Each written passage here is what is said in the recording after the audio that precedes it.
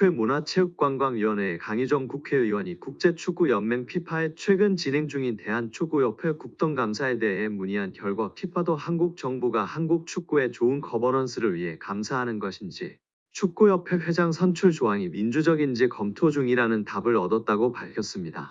강유정 의원실은 보도자료를 통해 피파의 답변은 대한축구협회가 그동안 누누이 강조했던 정치 개입 금지와는 조금 결이 다른 반응이라고 설명했습니다.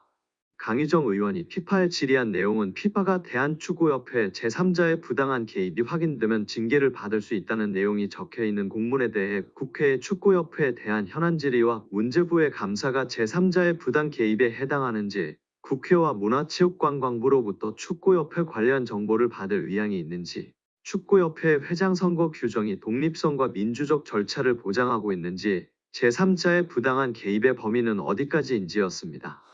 이에 대한 피파 답변은 한국 정부의 감사가 부당한 영향에 해당하는지에 대한 확답은 아니었지만 피파는 한국 정부가 한국 축구의 좋은 의사결정 구조를 보장하기 위해 감사를 실시하는 것에 대해 이해하고 있다. 한국 정부가 구체적인 상황을 가지고 있다면 대한축구협회와 공유한 후 대한축구협회가 이를 피파의 공식 채널로 전달할 수 있기를 권장한다는 내용이었습니다. 또한 피파도 대한축구협회의 선거 절차가 적절한지 검토하고 있다며 피파는 선거 절차와 관련 AFC, 아시아축구연맹과 함께 대한축구협회와의 논의를 시작하여 관련 조항을 피파의 기준에 맞추기 위한 논의를 2023년 12월에 시작했다는 답변도 받았습니다. 이에 대해 강유정 의원은 제3자의 개입 금지를 강조했던 축구협회와 달리 피파는 각국 협회의 국내법과 피파 정관 모두를 준수할 것을 요구했다나요. 피파 각 국회와 문화체육관광부가 한국 축구의 좋은 의사결정 구조를 보장하기 위한 감사를 실시하는 것을 높이 평가한다 한 만큼 축구협회도 국내법과 피파 정관에 따른 투명한 의사결정 구조를 만들어야 한다라고 말했습니다. 다만 피파와 현대가의 유착관계에 대한 우려도 나오고 있는데요. 이는 피파의 전략적 목표와 관련이 있습니다. 피파는 클럽 월드컵 등 주요 대회의 확대와 글로벌 축구 시장의 확장을 추진하고 있습니다. 정몽규 회장과의 협력은 이러한 목표를 달성하는 데 필수적인 요소로 평가받고 있습니다. 현대차는 피파의 오랜 후원자이기 때문인데요. 인판티노 회장은 현대차와의 관계를 지속적으로 강화해야 합니다. 결국 홍명보 국가대표팀 감독 뒤에는 KFA가 있고 그 뒤에는 정몽규 회장이 자리하고 있는 셈입니다.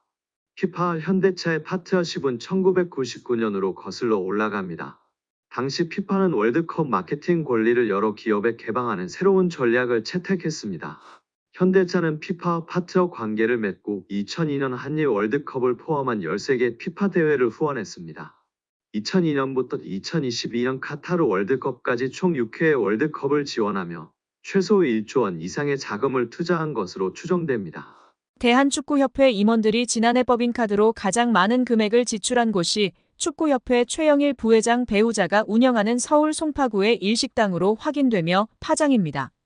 더불어민주당 강유정 의원실이 대한체육회 스포츠 지원 포털 시스템을 통해 확보한 2023년 축구협회 임원 14인의 법인카드 사용 내용을 분석한 결과 법인카드로 가장 큰 금액을 사용한 식당은 364만 5천 원이 결제된 서울 송파구의 S식당이었습니다.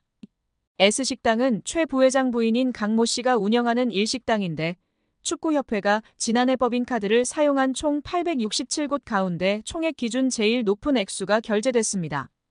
이 일식당은 축구협회 사무실과 거리가 있는데도 지출한 금액은 가장 컸습니다.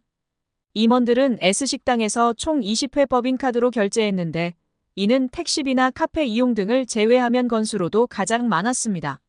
서울 종로구의 한 한식당과 함께 공동 1위였는데요. 1건당 18만 2,250원을 결제했습니다. 이를 두고 축구협회 공금을 최 부회장의 배우자 식당에 몰아준 것 아니냐는 지적이 나왔습니다.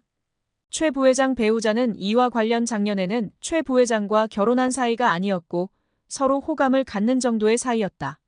올해 2월 15일 결혼식 없이 혼인신고만 했다며 무엇보다 남편을 제외한 대한축구협회 임원들은 아는 사이가 아니다라고 했습니다.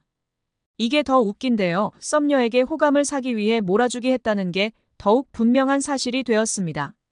축구협회는 2017년 9월 법인카드를 사적으로 유용해 당시 조중현 축구협회 회장과 이회택 부회장 등 전현직 임직원 12명이 경찰에 입건되는 일이 있었습니다.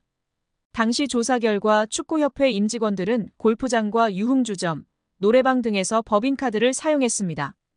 이번 최 부회장 사례처럼 가족과 지인 식당에서 법인카드를 사용했다는 논란도 있었습니다. 축구협회는 앞서 법인카드 사용 내역을 밝히라는 대한체육회 감사 지적에 사용 내역 없음이라고 공시한 것으로 드러나 비판을 받은 바 있는데요. 이후 법인카드 사용 내역을 공개하라는 요구가 번지자 대한체육회 스포츠 지원 포털에 지난해 법인카드 사용 내역을 공시했습니다. 강유정 의원은 축구협회의 고질병이었던 법인카드 오남용이 재발했다며 정몽규 회장 체제의 축구협회는 능력도 도덕성도 없음이 증명됐다고 비판했습니다.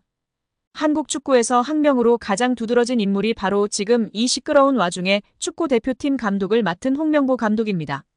박종환 감독이 대표팀을 이끌던 1995년 한국팀은 코리아컵 준결승전에서 예선에서 쉽게 승리했던 잠비아에 패했습니다.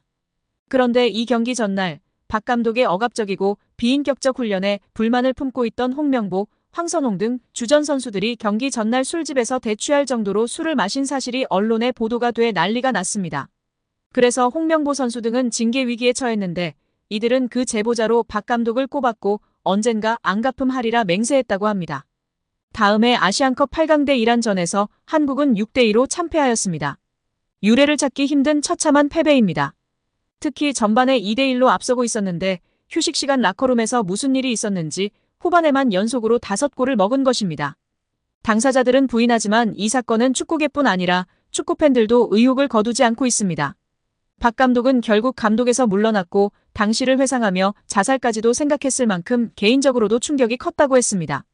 한국이 참패를 당하자 국내 언론들은 11회를 이끌고 있는 홍명보가 태업을 이끌었다. 박종환 감독을 끌어내리기 위해 선수들이 태업을 했다라는 등의 뒷말들이 나돌기는 했지만 끝내 참패 원인의 진실은 밝혀지지 않았습니다. 당시 한 언론은 홍명보 선수가 과학적이고 체계적으로 지도하는 감독을 원한다며 스파르타식 훈련을 고집하는 박종환 감독에게 노골적인 반기를 들었지만 누구보다도 체계적으로 지도했던 아나톨리 비쇼베츠 전 감독에게도 노골적인 불만을 터뜨렸다고 전했습니다. 조중현 당시 KBS 해설위원조차 홍명보가 선수로서의 본분을 망각한 것 같다. 옛날에는 감독의 그림자도 밟지 않았는데 어쩌다 이 지경이 됐는지 모르겠다고 개탄했다고 합니다. 하석주 전 전남 감독은 최근 언론 매체 오센과의 인터뷰에서 11회는 그냥 봉사단체다. 내가 회장을 맡고 있다. 라고 밝힐 뿐 특별한 이야기는 하지 않았었습니다. 오늘도 영상 시청해주신 구독자 여러분들 너무나 감사드립니다.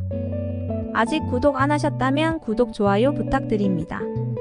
좋은 하루 보내세요.